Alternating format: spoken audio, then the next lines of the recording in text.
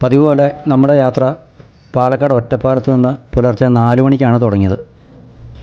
ഏകദേശം 500 കിലോമീറ്റർ ദൂരം 3 സംസ്ഥാനങ്ങളിലൂടെ കടന്ന് 23 മണിക്കൂർ തുടർച്ചയായ ഈ യാത്ര രാത്രി ആനയും പുലിയുമെല്ലാമുള്ള കാട്ടിലൂടെ ആയതുകൊണ്ട് ഞങ്ങൾ 7 ബൈക്കുകളിലായി 14 പേരടങ്ങുന്ന സംഘമാണ് പോയത്. രാവിലെ 6 മണിയോടെ നാടുകാണി ചുരം കയറി തുടങ്ങി. ഈ കഴിഞ്ഞ ജനുവരി 22-ാം തീയതിയാണ് ഈ യാത്ര പോയത്. പുറപ്പെടുമ്പോൾ എങ്ങനെയാകുമെന്നൊന്നും ഒരു നിശ്ചയമില്ലാത്ത, വലിയ പ്ലാനിംഗ് ഒന്നുമില്ലാത്ത ഒരു യാത്ര, ഹെവി റിസ്ക്കുള്ള ഒരു യാത്രയാവുകയായിരുന്നു.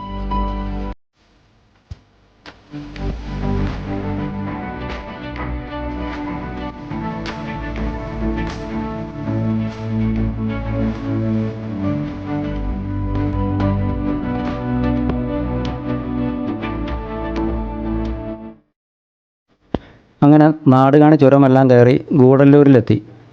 ഇവിടെ നിന്നും ബ്രേക്ക്ഫാസ്റ്റ് എല്ലാം കഴിച്ച് വണ്ടിക്ക് പെട്രോളെല്ലാം അടിച്ച് യാത്ര തുടർന്നു.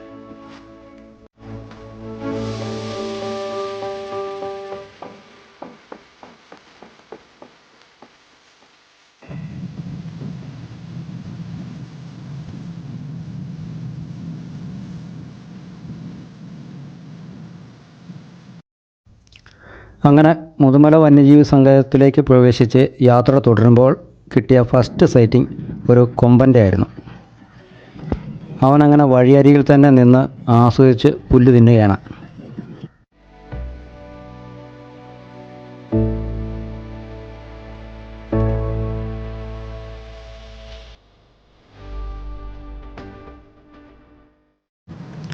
ജനുവരി ലാസ്റ്റ് ആയതുകൊണ്ട് ഫോറസ്റ്റ് വല്ലാതെ ഡ്രൈ ആയിട്ടില്ല.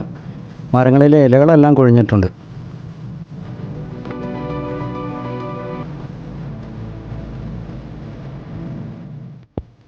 ഇത് ഇവിടുത്തെ എലഫൻറ്റ് ക്യാമ്പിലെ ആനയാണ്. കുളിപ്പിക്കാൻ കൊണ്ടുപോയിട്ട് വരികയാണ്.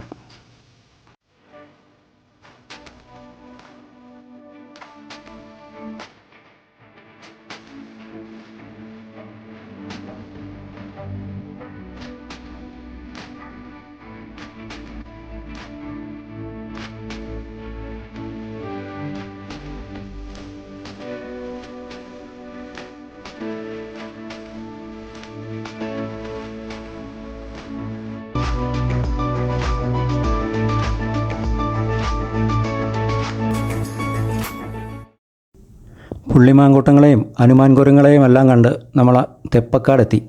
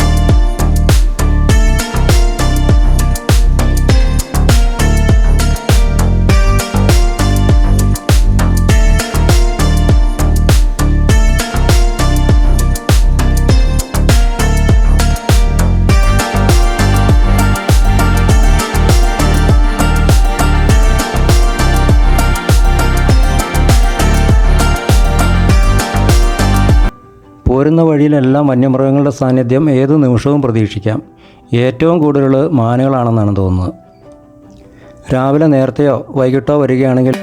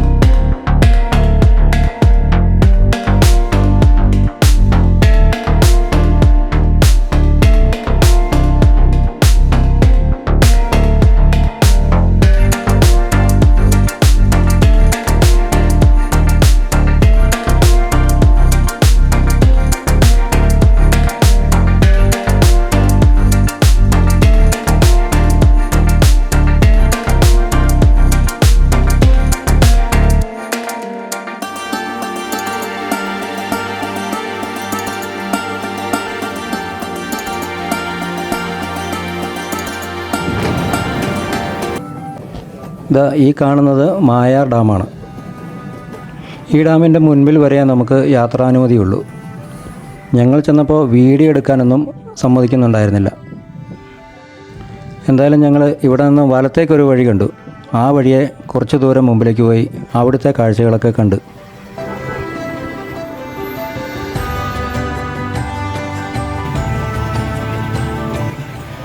അങ്ങനെ ഞങ്ങൾ മായാറിലെ കാഴ്ചകളെല്ലാം കണ്ട് തിരിച്ച് മസനഗുഡി ടൗണിലെത്തി വലത്തോട്ട് തിരിഞ്ഞ് 6 കിലോമീറ്റർ അകലെയുള്ള ശിങ്കാര ഗ്രാമത്തിലേക്ക് യാത്ര തിരിച്ചു.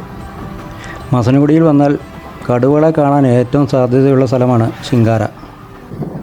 ശിങ്കാരയിൽ കടുവകളുടെ സാന്നിധ്യം പകൽ പോലെ ഉള്ള സ്ഥലമാണെന്നാണ് പറയുന്നത്. ഇപ്പോൾ സമയം ഉച്ചയ്ക്ക് 12 മണിയായിട്ടുണ്ട്. ഈ നട്ടുച്ചയ്ക്ക് കടുവയെ കാണുമോ എന്നറിയില്ല. എന്തായാലും പോയി നോക്കാം. വളഞ്ഞു പൊളഞ്ഞ് കാടിനകത്തുകൂടി മലയടിവാരത്തേക്ക് പോകുന്ന ഈ വഴിയിൽ കൂടിയുള്ള യാത്ര അതിമനോഹരമാണ്.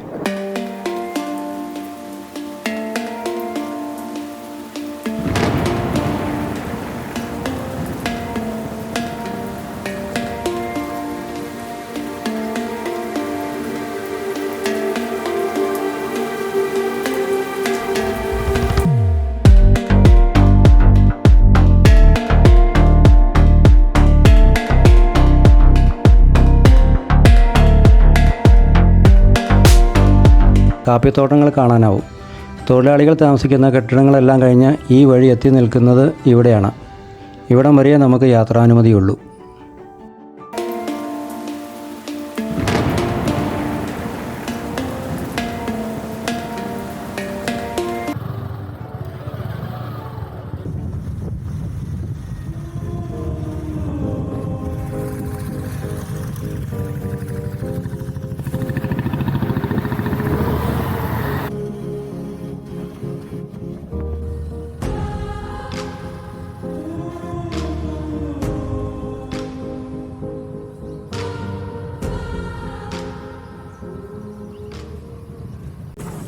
ഇനി നമ്മൾ ഇവിടുന്ന് തിരിച്ച് മസനഗുഡി ടൗണിലെത്തി ഊട്ടി റോഡിലുള്ള കൽഹട്ടി ചുരം കയറാനാണ് പോകുന്നത്.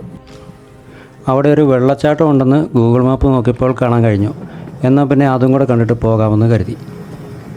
കൽഹട്ടി ചുരം ഒന്ന് എക്സ്പീരിയൻസ് ചെയ്യാമല്ലോ എന്ന് കരുതിയാണ് ഈ വഴി ഒന്ന് കയറിയത്.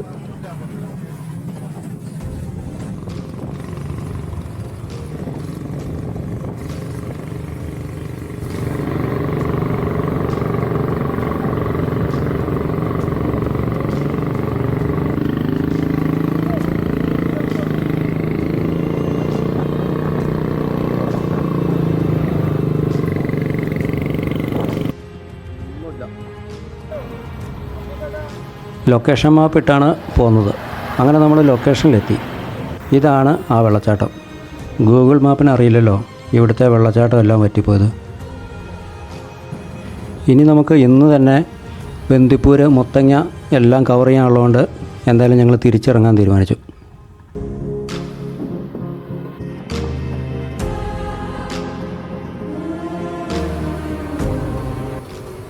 തിരികെ വരുന്ന വഴി മസനഗുഡിയിൽ നിന്ന് 100 രൂപയുടെ റാവുത്തർ ബിരിയാണി എല്ലാം കഴിച്ച് അങ്ങനെ തെപ്പക്കാടെത്തി. ഇത്രയും നേരത്തെ യാത്രയിൽ വിശ്രമിക്കാനായി എവിടെയും നിർത്തിയിരുന്നില്ല. ഇവിടെ ക്യാമ്പിലെ ആനകളെ കുളിപ്പിക്കുന്ന പുഴയുടെ തീരത്ത് 10 മിനിറ്റ് റെസ്റ്റ് ചെയ്തിട്ട് പോകാമെന്ന് കരുതി.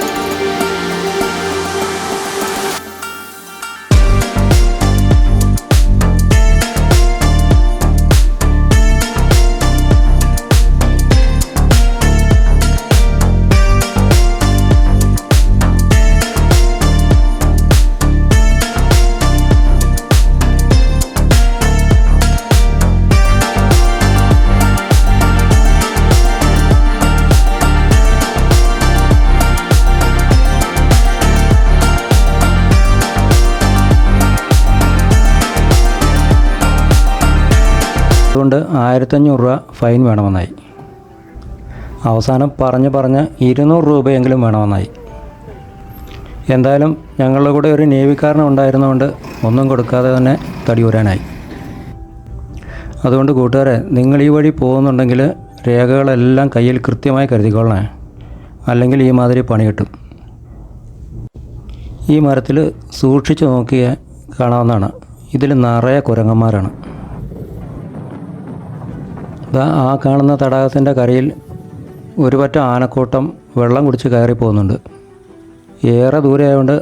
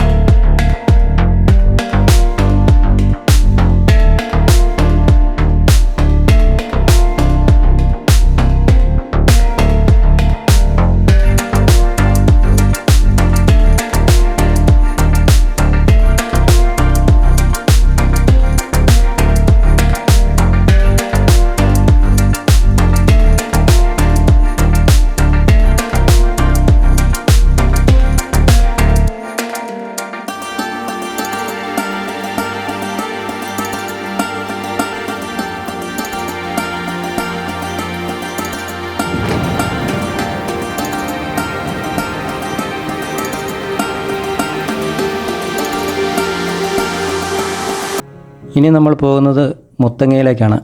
അതിന് ഗുണ്ടൽപേട്ട എത്തുന്നതിന് മുമ്പ് ഗോപാൽ സ്വാമി പേട്ടയിലെ ഗ്രാമങ്ങളിലൂടെയാണ് നമ്മൾ പോകുന്നത്. പണ്ട് വീരപ്പൻ ഈ ഗ്രാമത്തിലുള്ള ഒരു അമ്പലത്തിലേക്ക് സ്ഥിരമായി വരാറുണ്ടായിരുന്നു എന്നാണ് പറയപ്പെടുന്നത്.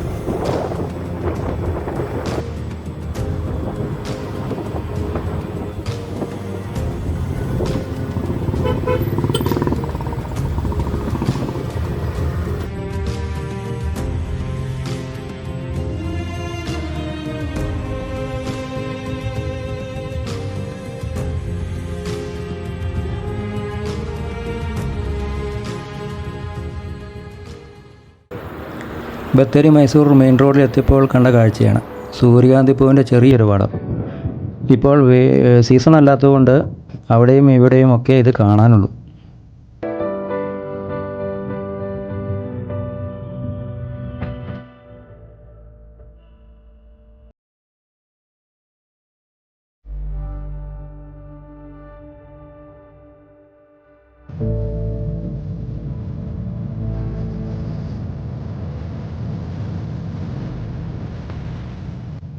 ഏറെ നേരത്തെ യാത്രയ്ക്ക് ശേഷം ഒരു KSRTC ബസ് കാണുമ്പോൾ മനസ്സിനൊരു സന്തോഷം. അങ്ങനെയാണല്ലോ, പുറത്തു പോകുമ്പോഴല്ലേ നമ്മുടെ നാടിൻ്റെ വില അറിയുള്ളൂ.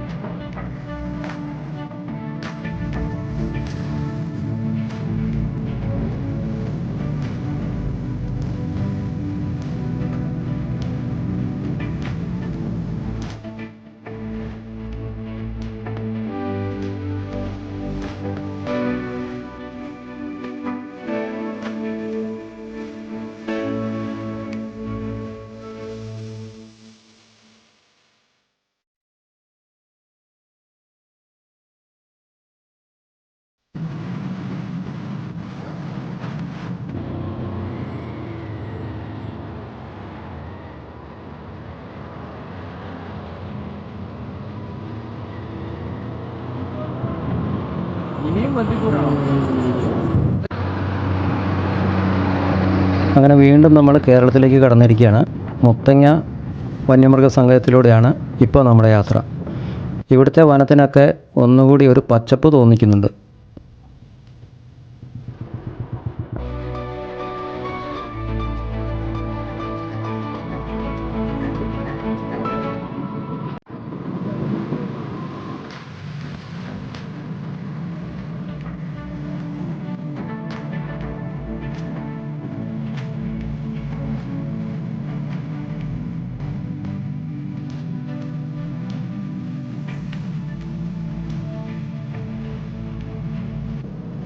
ഇതാണ് കേരള എക്സൈസിൻ്റെ ചെക്ക് പോസ്റ്റ്. ഇവിടെയും കടുത്ത പരിശോധന തന്നെയാണ്.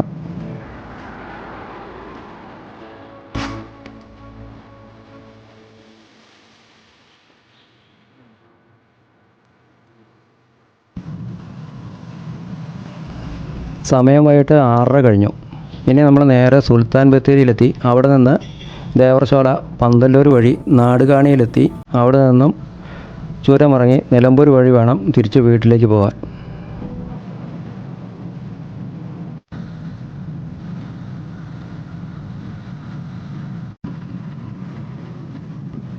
രാത്രി യാത്രാ നിരോധനമൊന്നും ഈ വഴിയിലില്ലെങ്കിലും ആനയും പുലിയുമെല്ലാം മിക്കവാറും ഇറങ്ങുന്ന സ്ഥലങ്ങളാണ്. ഈ വരുന്ന വഴിയിലുള്ള പന്തല്ലൂരിലാണ് ഒരു മാസം മുമ്പ് ഒരു കുട്ടിയെ അമ്മയുടെ കയ്യിൽ നിന്നും കടുവ പിടിച്ചുകൊണ്ടുപോയി കടിച്ചു കൊന്നത്. ചില സ്ഥലങ്ങളിലൊക്കെ വീതി കുറഞ്ഞ വഴിയും 2 സൈഡിലും ആനപ്പുല്ല് നിരന്നു നിൽക്കുന്നതുകൊണ്ട് വഴിയിൽ എവിടെയെങ്കിലും ആന നിന്നാൽ കാണാൻ പോലും ആവില്ല. ഹെവി റിസ്ക്കാണ് ഇതുവഴിയുള്ള രാത്രി യാത്ര, അതും 2 വീലറിൽ. ഞങ്ങൾ 7 പേരുണ്ടെന്നുള്ള ഒരു ധൈര്യം മാത്രമേ ഉള്ളൂ.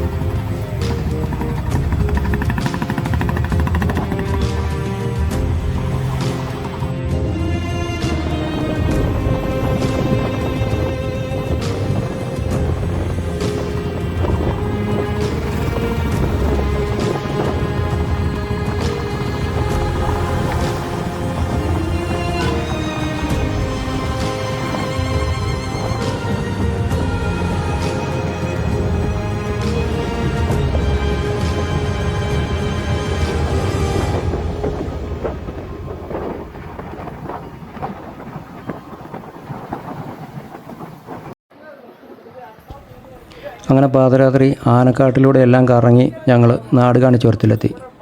ഇവിടെ നിന്ന് ചൂട് ചായയൊക്കെ കുടിച്ച് യാത്ര തിരിച്ച് പുലർച്ചെ 3 മണിക്ക് ഞങ്ങൾ തിരിച്ച് ഒറ്റപ്പാലത്തെത്തി. ഇത് കാണണമെങ്കിൽ മൊബൈലിൽ ശരിക്കും സ്ക്രീൻ കാണാൻ പറ്റും. എന്താണോ ട്രിപ്പ് എങ്ങനെയുണ്ട്? അടിച്ചു പൊളിച്ചില്ലേ? അപ്പേ ട്രിപ്പ് 1 വൈബ്.